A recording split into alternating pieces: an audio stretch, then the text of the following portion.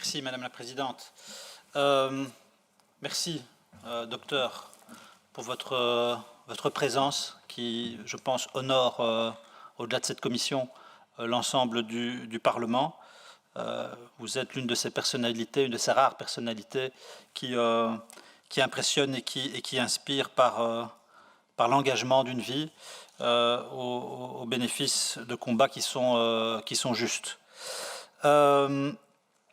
La question que nous traitons aujourd'hui, qui nous préoccupe, qui nous choque aussi, est une question sur laquelle nous travaillons quand même depuis longtemps.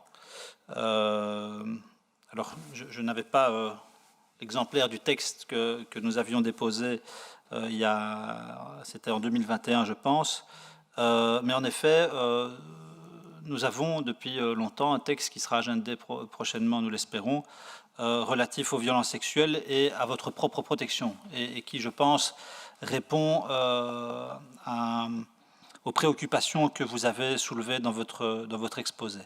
Donc croyez dans le soutien sincère et engagé qui est le nôtre pour soutenir autant que nous pouvons, modestement malheureusement, mais autant que nous pouvons les combats que vous menez.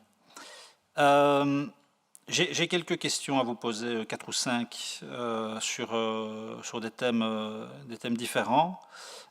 Et la première, c'est un exercice un peu théorique, une vue de l'esprit, quoique, mais imaginons que vous soyez un jour président de la République démocratique du Congo.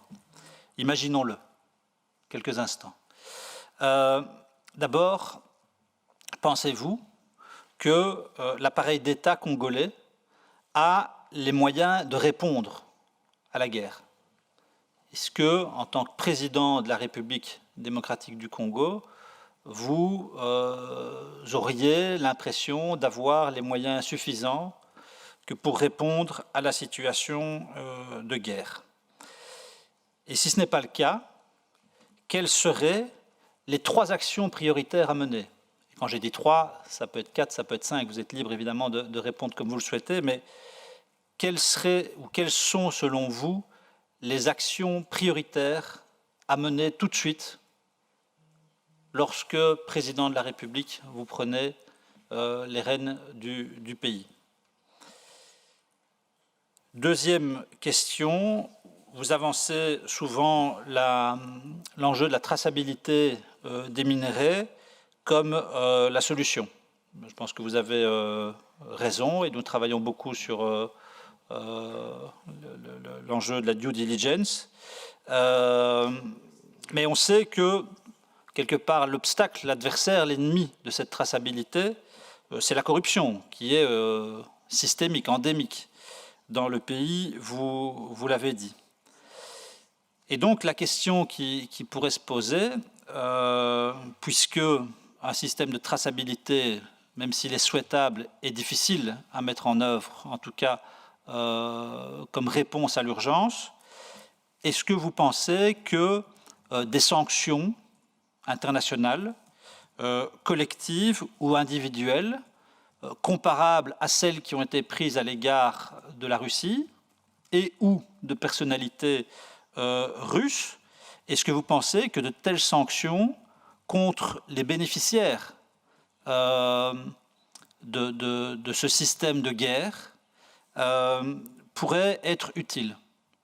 Est-ce que c'est une mesure qui serait de nature à, quelque part, mettre la pression, ou en tout cas responsabiliser les bénéficiaires de ce système de guerre, qu'ils soient congolais ou pas, d'ailleurs?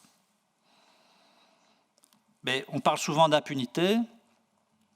On doit constater aussi, et le rapport Mapping le disait déjà, qu'il y a aussi une impunité des États voisins notamment. Alors, précisément concernant l'impunité, et notamment par rapport aux crimes de guerre, vous êtes le premier d'ailleurs à avoir qualifié le viol, lapsus non révélateur, le viol comme un crime de guerre, une arme de guerre. Est-ce que vous pourriez développer votre appréciation à l'égard de l'idée d'un tribunal international qui pourrait en effet établir les responsabilités des uns des autres, des acteurs individuels comme des acteurs institutionnels, alors que, on le sait, les chefs de milice d'hier sont les responsables politiques d'aujourd'hui, dans plein de cas, dans plein de situations. Mais voilà, est-ce qu'un tribunal international pourrait apporter une forme de solution, ou tracer en tout cas un chemin vers la paix? Alors, vous êtes docteur, vous avez gagné un prix Nobel pour un travail très précis que vous avez fait et très courageux à l'égard de femmes. Qu'en est-il de la réinsertion des femmes quand on sait par ailleurs que violées, elles sont aussi souvent rejetées par leur communauté dans une forme de double peine qui fait succéder répudiation et viol. Et donc comment on travaille là-dessus, au-delà du travail entre guillemets médical ou chirurgical que vous faites, d'accompagnement psychologique aussi, comment est-ce que vous travaillez à la réinsertion dans leur communauté ou dans leur famille de ces femmes violées, et comment est-ce que vous travaillez aussi la question des enfants parfois issus de viol. Et puis, dernière question concernant la MONUSCO, et là je rejoins mon collègue précédent. On entend souvent, pour ne pas dire toujours, des critiques très acerbes, très acides à l'égard de la MONUSCO. Ce sont des critiques que je peux comprendre quand une force supposée d'interposition est présente sur un territoire et que par ailleurs des massacres s'y produisent tous les jours. On peut évidemment se poser la question de l'utilité de cette force. Et donc la volonté ou le souhait exprimé par de nombreux Congolais de voir la MONUSCO partir est tout à fait récurrent. Mais quelle est l'alternative?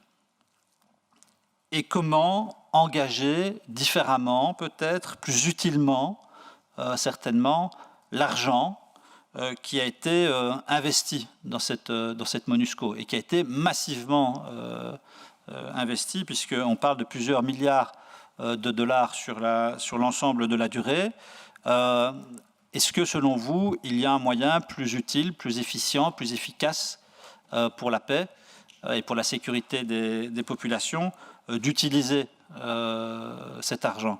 Et donc, en synthèse de cette dernière question, quel est le message qu'on pourrait adresser aux Nations Unies dans le but d'un meilleur investissement des moyens qu'elle a déployés dans l'Est du Congo? Voilà, je vais en rester ici, en vous remerciant à nouveau pour l'honneur que vous nous faites de dialoguer avec nous. Voilà, merci beaucoup.